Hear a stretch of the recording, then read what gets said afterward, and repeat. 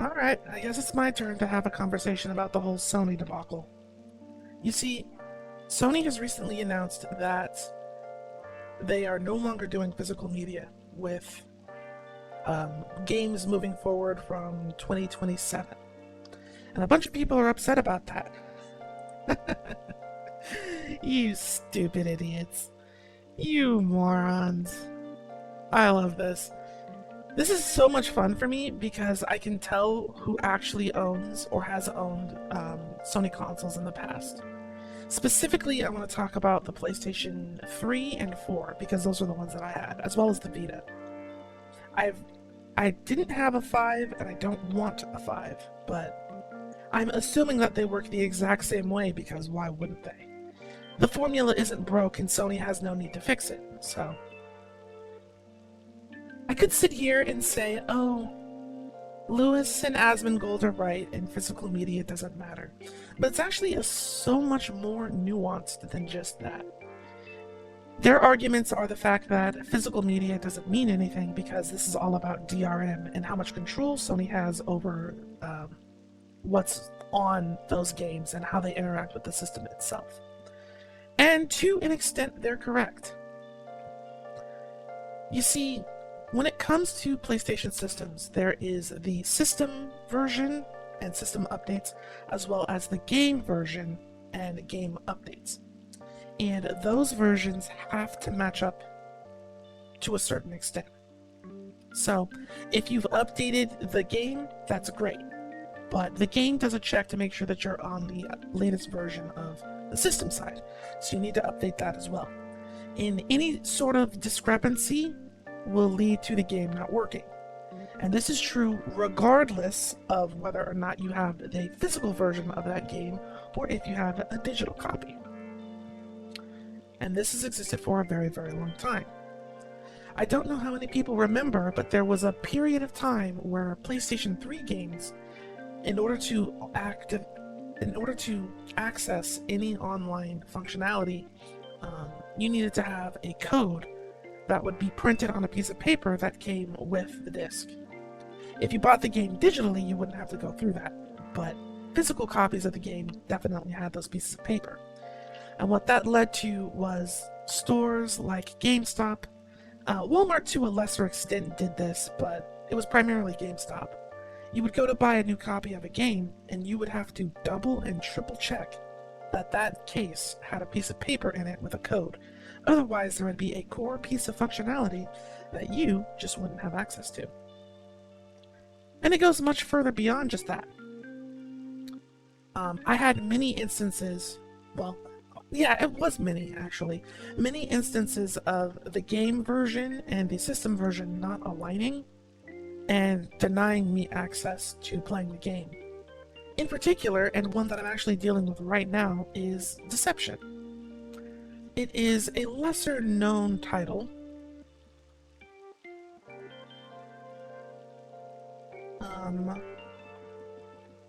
And it had a PlayStation 3 version and a PlayStation 4 version.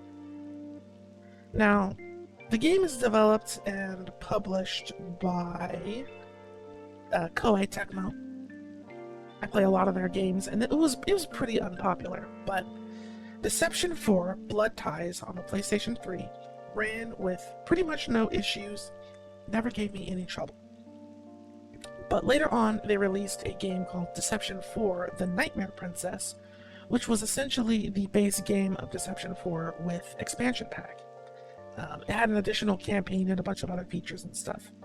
That game, actually, for whatever reason, I was able to update the game version, and even though I was on the latest version of the system update, I was unable to launch the game for a pretty big amount of time. And that problem actually persisted, and I know that it has because I'm trying to emulate the Nightmare Princess on my computer, and I'm unable to do so because of a discrepancy between the emulator's version and the game version. So, there have been a lot of arguments saying that the control of data on a disk only applies to games that are primarily online, and that's simply just not true. It's not true at all. So, to that extent, yes, Asmongold and Lewis are right. Physical media doesn't really matter because, I have said this before, when it comes to Sony, you're on their court, and that means that they get to make the rules. So it doesn't matter if you buy their game digitally or if you have a physical copy of it. At any point in time, somebody at Sony could not update the whitelist, the numbers could get mixed up or jumbled, and your physical copy could mean absolutely nothing.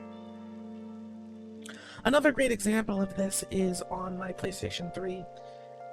For a very long time, I actually was against the idea of digital media because it just didn't make a whole lot of sense to me. But when I finally did give in, I was way into the idea. I bought a lot of games digitally. But that comes with the problem of a limited hard drive space. I'm the type of person who, up to that point, was used to having every single game in my library at my fingertips. Just swap a disc and I'm playing a new game. Well, what happens when you start buying all of your games digitally is you run out of hard drive space. And I thought to myself, well, I really don't want to delete anything, but I really want this new game, so I'll just go over to the store, buy a copy of it, and it won't be a problem. So that's what I did. I'm off to the store, and you'll forgive me for not remembering exactly which game. I know that it was an obscure JRPG. It was Yuri in nature as far as the story goes, but I don't remember the exact name. But I buy a new copy of the game. I even go out of my way to buy some snacks. I'm getting ready to have a really good time. I'm reading the manual on the car ride home. I pop the disc in, and my system tells me that I have insufficient storage space. I'm like, okay, I know I was low on space, but I wasn't that low. How much can a save file possibly need? I go to check the downloads only to realize to my horror that the system is trying to download the entire game, defeating the whole point of me going out and buying a physical copy. And then, to make matters worse, once I deleted some things which I didn't want to do and downloaded the game, the system went out of its way to make sure that I had that disc inserted every single time I went to launch it. So, the disc was no longer a disc, it was just a glorified key. Now, in case you don't fully understand the gravity of that situation, it means that sure, so long as I have the disc, I can open the game no problem. But only so long as I have that disc. If it gets scratched up, guess what? Can't do it. If I lose the disc, nothing can be done. House goes up in flames, it's gone. RIP. Well, except for not really, because if the physical disc gets destroyed or damaged to the point where the system can no longer read it, I can always go onto the PlayStation Store and re-buy the game that I've already purchased. I'd even get to keep my save file. So, in that instance, I mean, I should certainly hope that the game is cheaper by this point, but even if it's not, if I want to keep having access to my game, I had better do whatever Sony tells me. At any point in time, Sony can turn all of your physical media into a glorified key. Force you to download the digital version of that game and take up space on your hard drive. You have no control over it. And the only sort of law that would keep them from doing such a thing just got done failing over in Europe. So, yeah. You're gonna do what they tell you to do. And that's just the way that it is. That's what I mean when I say the ball is in their court. One of the things that I particularly like about this whole sudden discussion is reading about how many people are canceling their PlayStation Plus subscriptions. Yeah, that seems like a good idea.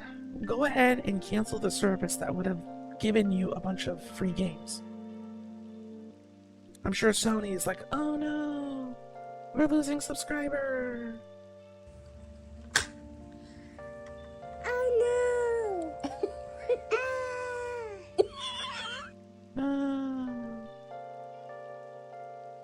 really? One of your only other options of getting games on the cheap is the PlayStation Plus subscription. And for those of you who are unaware, every month Sony gives you a game, and as long as you stay subscribed to their service, you get access to that game. So by canceling that subscription, you're basically denying yourself access to that entire library that you may or may not have built up over a period of time, forcing you to go to the PlayStation Store and buy digital copies of games that you would have otherwise got for free. You stupid idiots didn't lose to capitalism. You're losing to consumerism. Your knee-jerk reactions are exactly what Sony wants. Exactly what they want. Now, I love that so much. I love that so much because a lot of people are quoting the "you'll own nothing and be happy," and that's just straight up not true. It's worse. It's not "you'll own nothing." That's not true. You can always get a copy of the older games. The real statement is they're gonna do whatever they want to do, and you're gonna let them. You're gonna let them.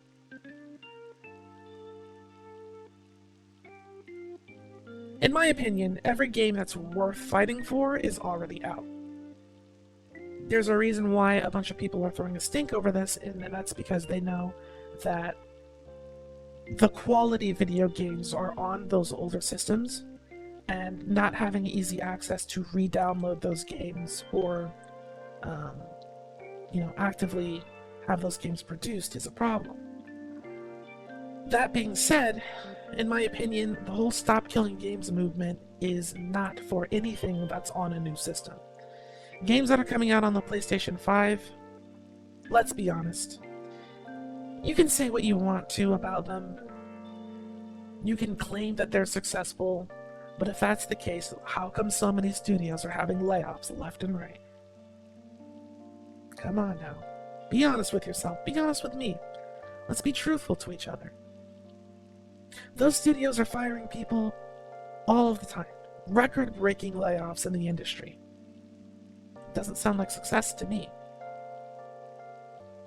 So, any game that's already out, sure, there are limited numbers of those physical copies, but let's be so for real.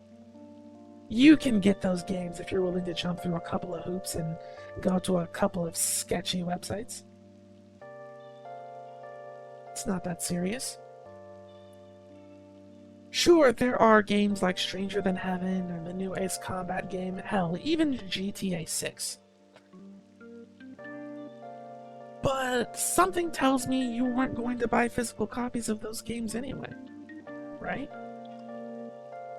And that's a part of the reason why consumerism is making capitalism look like an innocent, sweet little baby. You'll complain about services that you pay for. You'll spend tons of money on games that you won't play. You're not gonna buy a $200 copy of Rule of Roses or Xenosaga Episode 1. You'll go out of your way to buy them just to say that you own them. You'll go out of your way and go to countless shops to buy Pocahontas on the original Game Boy, but you're not gonna actually play it, even if you manage to get your hands on it. So you'll spend money on games you won't play.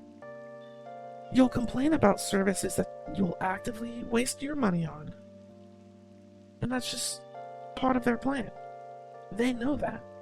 Sony can say things like, oh, we're just going to wait for the storm to die down, and be completely and totally right. The storm is going to die down. This isn't even about saving money, honestly. When you think about how expensive technology's gotten in the past couple of years, a lot of people fail to realize that the discrepancy between a store warranty and a manufacturer warranty has existed for pretty much ever. If Sony sends a shipment of misprinted discs to Walmart or GameStop, that's on them. But if you buy a used copy of a game and then try and take it to Sony and say, oh, this copy doesn't work because it's scratched up, because it's been owned by 7 people, that's a completely different thing. This is their way of cutting out that sort of nonsense. Not only do they not have to manufacture discs anymore, they also don't have to worry about those discs getting leaked early by corrupt managers. They don't have to worry about issuing copyright takedowns to people who are posting content when they're not supposed to be. They don't have to worry about DMCAs. They don't have to worry about store warranties. They can wash their hands clean of the whole thing. And you're gonna love it. Well, okay, maybe you won't love it, but you're going to accept it. Your options are buy from the PlayStation Store or buy the PlayStation Plus subscription. And I'm willing to bet that those are also going to go up in price now that things have come to this point. So the real answer here, as far as what you should do moving forward, is, well, there's 2 answers. On the one hand, if your primary library is on the PlayStation 3 and the PlayStation 4, you go to Google, type in some words that rhyme with masturbation, download some sketchy files and figure out how to get your BIOS working, and you play those games on a system that isn't PlayStation. Or, if your primary library is on the PlayStation 5, then you need to get some better taste, because those games suck. So if you don't want to give Sony your money, you've got your 2 options here. I'm not going to make any joke. I'm not going to reference any 2 numbers. That's just how it goes. Now, I don't want it to seem like I'm defending Sony here, because I'm not. My family pretty much, as I was growing up, has always been a Sony family. We had Sony TVs, stereo systems, speakers. I had a Sony CD player. My dad had a Sony Walkman. PlayStations 1, 2, 3, PSP, PS4, Vita. We were Sony. But I had the good sense to abandon ship when I saw the way things were going. Now, I said all of this not because I think that it's right. It's obviously wrong and probably should be illegal, but it makes sense. It's the logical conclusion. When you take everything that's happening in the world right now and add it up to this decision, this is a no-brainer. Like, of course they're doing this. There's no reason for anybody to be shocked. All you have to do is show some intelligence. Any amount will do. This is clearly where they were going the entire time. I mean, for crying out loud, Sony, before the PS5 came out, announced that there was going to be a physical version and a digital version. And just so happened to have a lot more digital versions than they did physical. Really? You didn't see this coming? Really?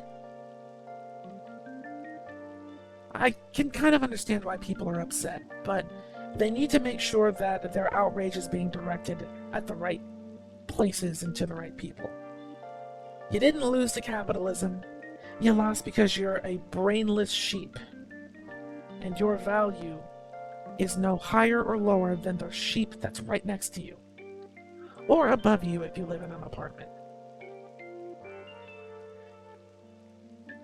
The idea that you can boycott Sony is a cute idea, but the fact of the matter is, when Grand Theft Auto 6 drops first on a PlayStation system, you're gonna buy it. You have to buy the new thing. You can't help yourselves. It has to happen, because it's the new thing. You're not content with what you used to have. No. It has to be shiny and it has to be new. And regardless of how many people disagree with me in their heads or tries to disagree with me down in the comments, The trends speak for themselves. The best part about this is you're going to prove everything that I've said in this video is factually correct. It's not an opinion. It's an abject fact, backed by your own actions or the actions of people that you know. So keep that in mind the next time that you get mad at Sony, and remember that Nintendo's been doing this for years and years and years and years, and now it's looking like Xbox is probably going to be next on the list. Anyway, thank you all so much for watching. I'll see you all in another video. I need to go find some ROMs. I need to go find some more copies of games on the floor.